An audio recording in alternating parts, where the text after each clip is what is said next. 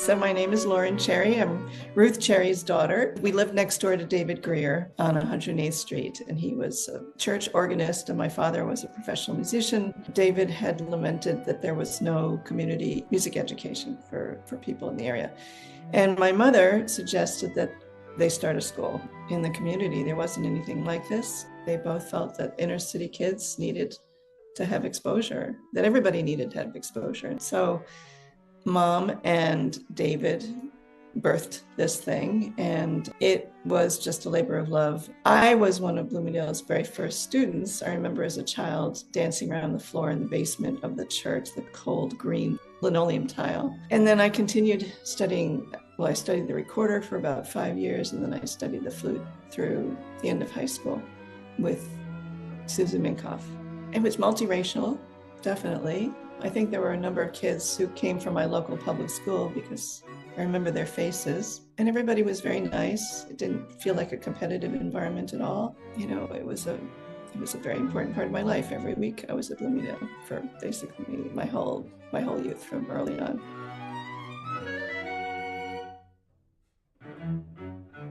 Oh my gosh, it's absolutely essential. When I think of all the hours that are spent practicing and studying, and that when you're making music, you're always seeking truth and you're seeking beauty. You don't find it immediately. You don't find it right off the bat. And so you learn patience, you learn discipline, you learn to focus, and you learn tolerance, and you learn self-acceptance. You're constantly striving to get over your inner challenges. And when you do, something beautiful is created. It's an essential life skill, whether you do it for the rest of your life professionally or you're just doing it as a youth. It develops really, really good patterns and self-esteem as well. And there's part of me, because I have had such a creative background, that knows that I can do anything. Especially in this world today, you need resilience and you need resourcefulness, and that's what you get from participating in the arts.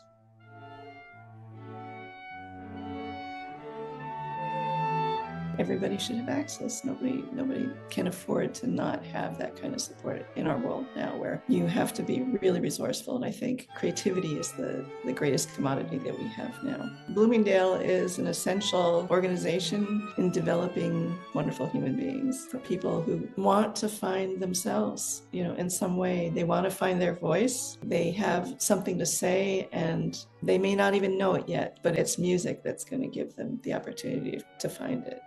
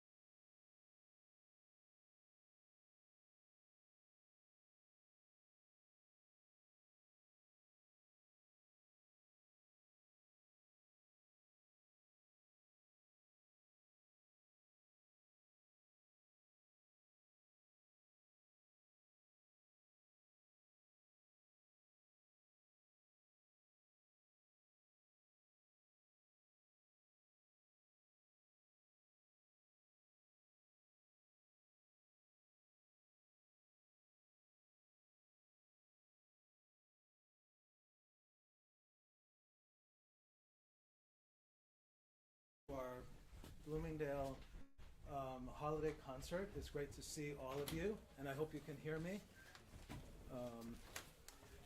So welcome. This concert sort of caps off a really great fall season of concerts. A major part of Bloomingdale's are Friday evening free concerts, our way of giving back to the community, showcasing faculty and wonderful guests. So there's that. A couple of things I need to tell you. We do have an overflow room upstairs. If anyone doesn't want to stand in the back, please feel free, just go up the stairs. There's some comfortable seating up there.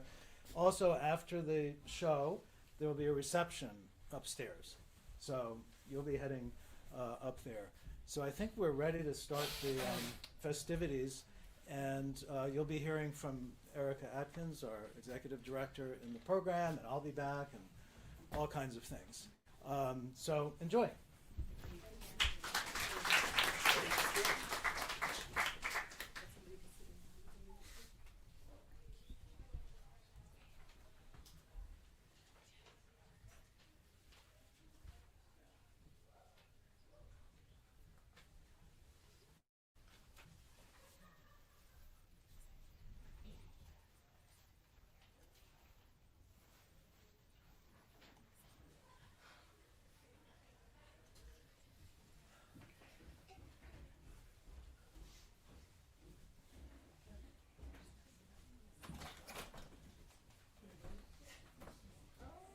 Hello.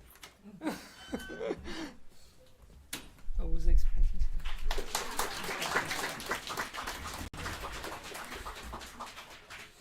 Hello, hello. My name is.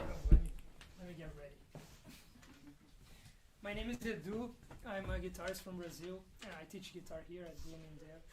And I'm not gonna play exactly what's in the program. I'm gonna play two of my pieces. It's called. The second one is in the program, the second farewell. And I'm also going to play the first farewell that I wrote. Those are two slow waltzes that I wrote.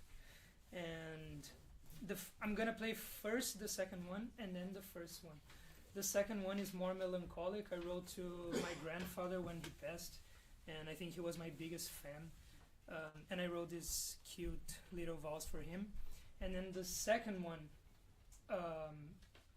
which is the one I'm starting, I wrote after the last time I went to Brazil and I went back, and it was one of the best times of my life. So it's a mix of super happy for being in Brazil, but also sad of leaving all my friends and family behind.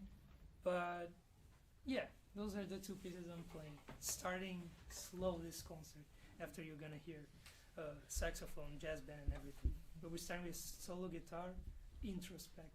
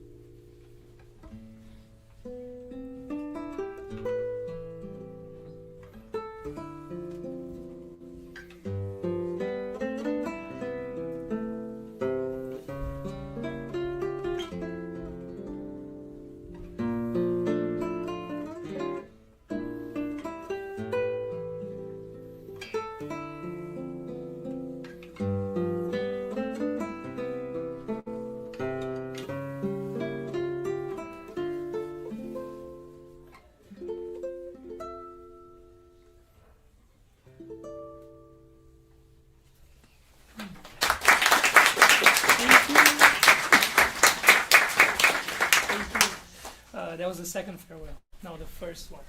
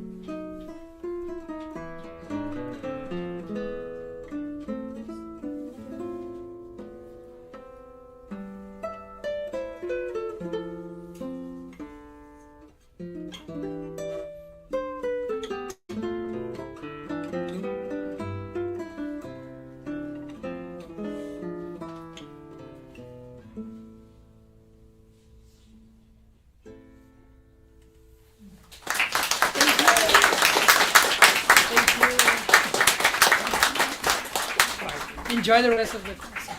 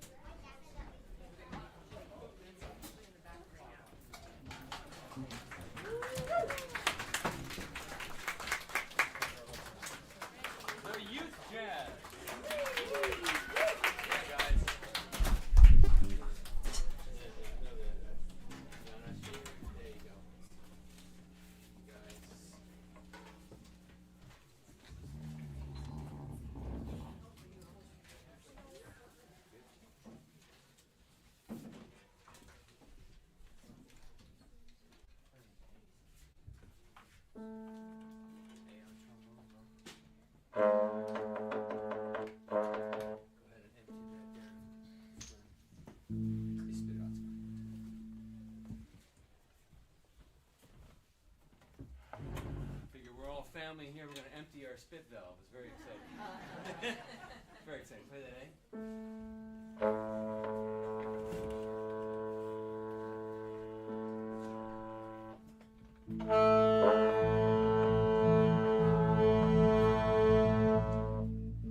Yeah, we got some guitar. Play a couple chords.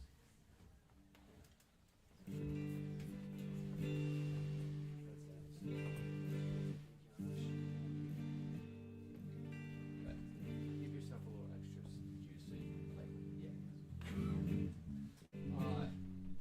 Good to see everybody tonight. What a beautiful night. And I'll introduce these guys in a second. We're going to start with a song called My Favorite Things. I'm sure you recognize it. Feel free to sing along if you feel inclined.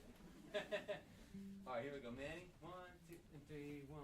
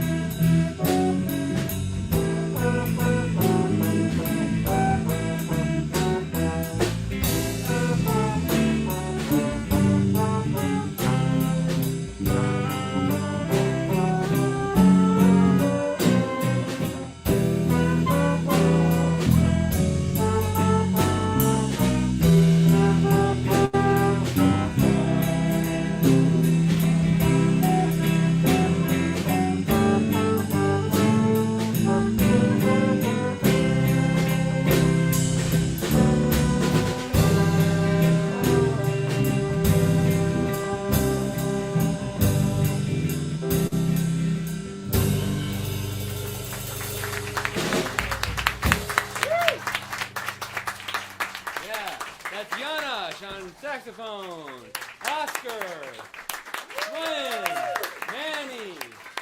Noah, Jesse, and Andrew on piano. Yeah. All right.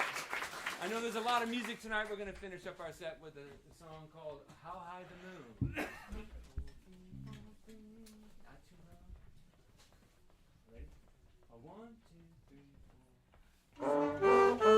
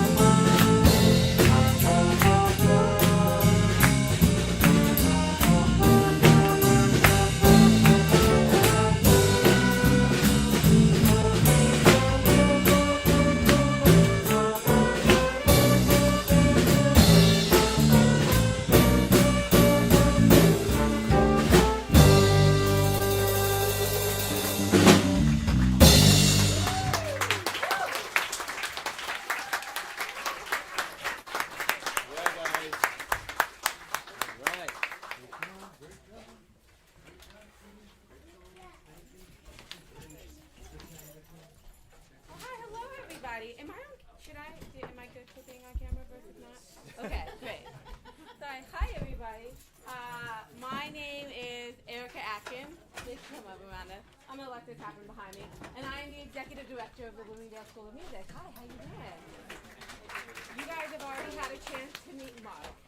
Now, I'm going to blow up your spot right now. You know what I'm going to say, right? No. Marc probably didn't tell you guys this. I guess it would be weird for him to say it, but today is his birthday. Can we do like a really quick round? Happy birthday to you. Happy birthday to you. Happy birthday, dear Mark. Happy birthday to you. Okay, you're all hired. We've got a choir. This is a choir. Okay.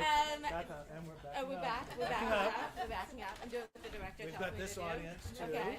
Hello, everybody Hi. online. Hi, Hi. Mom, maybe. I also wanted to share, you guys know, we shared earlier that Marc curated tonight's concert. He didn't just curate tonight's concert, he curated all of our Friday night faculty concerts. And for those of you who know, we have most Fridays during the school year, so it's a pretty big job. But I know Marc really likes the holiday concert. So I'm curious, Marc, when you curated this concert, what was the vibe you were trying to create for the Bloomingdale holiday concert? Well, we decided it would be good to have a combination of faculty and students, and through the ensembles Yeah. too. So I think that was a really good part of this planning for tonight. So and also the interaction of faculty and students, which is really what the school is about. And also because in Bloomingdale, you'll hear music of Baroque music like we heard earlier. There's jazz, great singing. So we're a very eclectic musical community, and always have been, you know. And so we wanted to highlight that and showcase that. Yeah, that's actually one of my favorite things about this concert, that there are typically so many different performers and so many different people who come up, and there are very few events in the school, like maybe this and the ensemble concert, where that gets to happen, so I love that. Yeah. Now, you've also said before to me that this is one of your favorite shows of the year often. Why? Well, I think because it brings the community together, and celebrating everyone's traditions and also our community. And I think particularly with the times that we're in, community is very important to commit ourselves, to support one another. And the good thing about music, it's always challenging. Even those of us who are professional, have been playing, there's always things to be challenged by, and I think we celebrate that. Yeah. This I time love of that. I love year. that. And you kind of get through the challenges by practicing the repetition of it, and for the kids, not being afraid to come up and perform. So Yeah, thank like you you saw. for all of you who are here to support them, because just the act of getting up on this stage tonight is incredibly brave for so many of them. We're both performers, we both know, so thank you guys for showing up to support them. Give yourselves a round of applause. All right, I know we've got another group that's itching to come up here. Okay. You're the accompanist, so Yep, you're I'm gonna playing. stay. I'm gonna stay. I'm gonna I have scurry to get my away, and you music. guys will see me come back towards the end of the night. So thank you again, everybody, for being here. Thank you.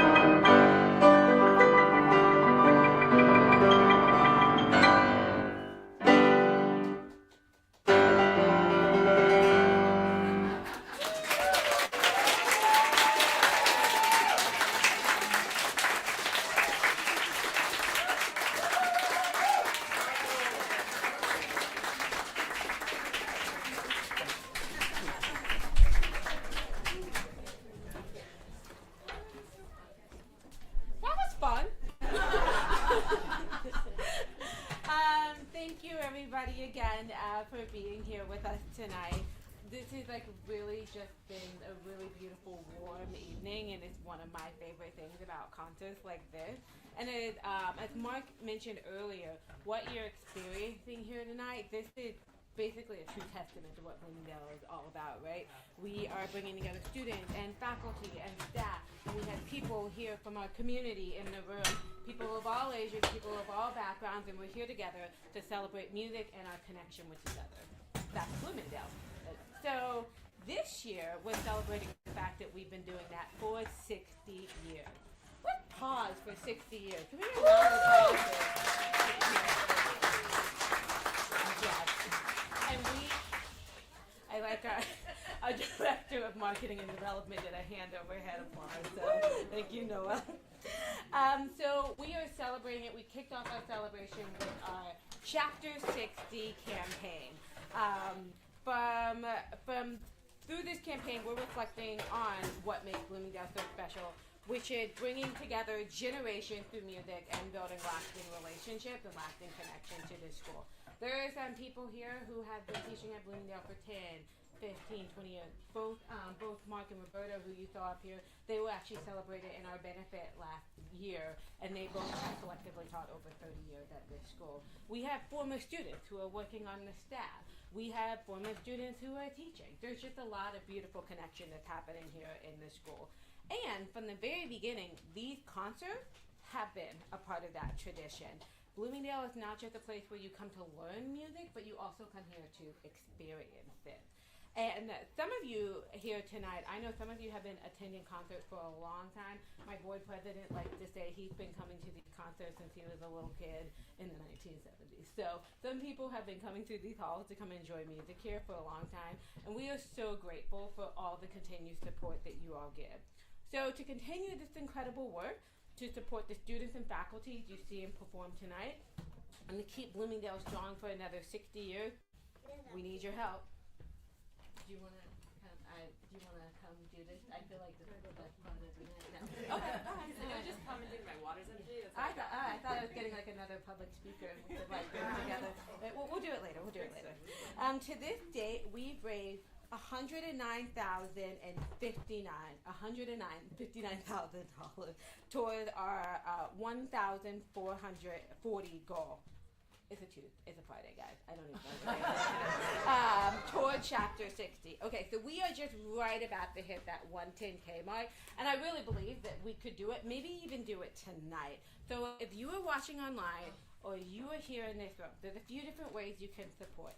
Inside the program, some of you may have seen we have these beautiful, beautiful cards, and you can either write a pledge on the back, you can scan this QR code, and then you can make a donation. And when we say a donation of any size, we really mean it. We just did Giving Tuesday, and our goal was to raise donations for more than 60 people, and we did. And there were donations as small as 5, as big as 5,000, and we raised $10,000.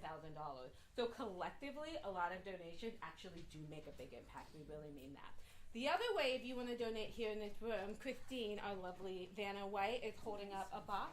If you just want to drop it in $1 or $2, anything will always help us continue to do the work that we do, including giving out over $300,000 of financial aid a year. And the last, if you are online and you're like, I don't have a box, I don't have a QR code, it's okay. You can go to www.bfmny.org/chapter60 and make a donation. All of your belief in what we do, whether it's through showing up to this concert, making a contribution, it makes what we do possible. And some of you who are in this room tonight and online have already donated, so thank you. Your generosity truly does mean the world to us. And if you know someone who would like to support our work, maybe there's a grandma or grandpa out there who you're like, would really dig what's happening here at Bloomingdale, share the link. Keep spreading. That's how more people find out about what we're doing. Now, before we finish tonight's show with an absolute holiday banger, I want to make sure you guys know there is a party after here. So when you're done here, come upstairs and join us. We have refreshment. We have cookies. We have us. It's going to be a good time. Please come upstairs and join us. Don't miss it. Now, thank you again for being here. Let's enjoy the rest of the program and then enjoy the rest of tonight. Thanks.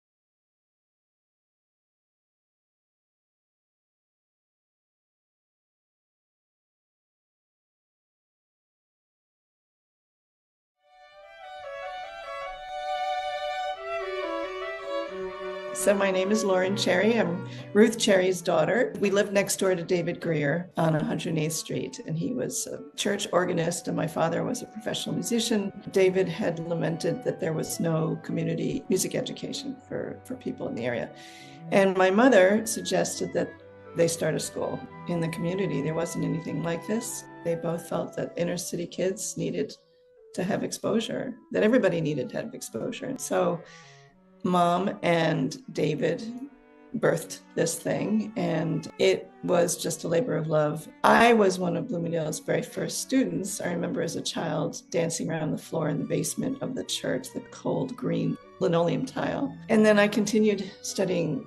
Well, I studied the recorder for about 5 years, and then I studied the flute through the end of high school with Susan Minkoff. It was multiracial, definitely. I think there were a number of kids who came from my local public school because I remember their faces. And everybody was very nice. It didn't feel like a competitive environment at all. You know, it was a very important part of my life. Every week I was at Bloomingdale for basically my whole youth from early on.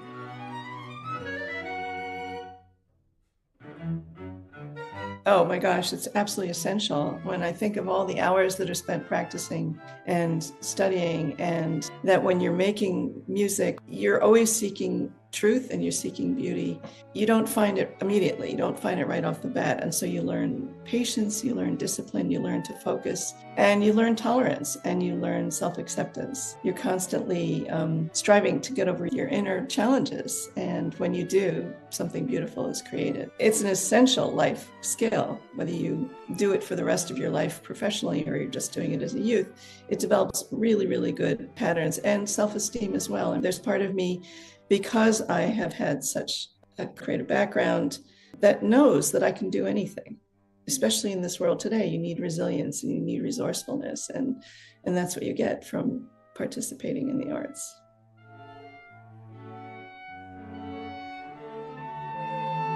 Everybody should have access. Nobody can afford to not have that kind of support in our world now, where you have to be really resourceful. And I think creativity is the greatest commodity that we have now. Bloomingdale is an essential organization in developing wonderful human beings, for people who want to find themselves, you know, in some way. They want to find their voice. They have something to say, and they may not even know it yet, but it's music that's going to give them the opportunity to find it.